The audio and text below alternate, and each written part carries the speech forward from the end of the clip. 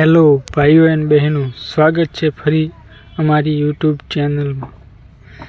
તમે જોઈ શકો છો કે આ કાકાએ ફૂમતાળજીને પણ પાછા પાડ્યા છે એવું સોંગ ગાયું છે જે એસપી હિન્દુસ્તાની પાટણની અંદર ફૂમતાળજી સોંગ બનાવી એના કરતી પણ આ કાકાએ કમાલ કરી નાખી છે એવું સોંગ બનાવ્યું છે।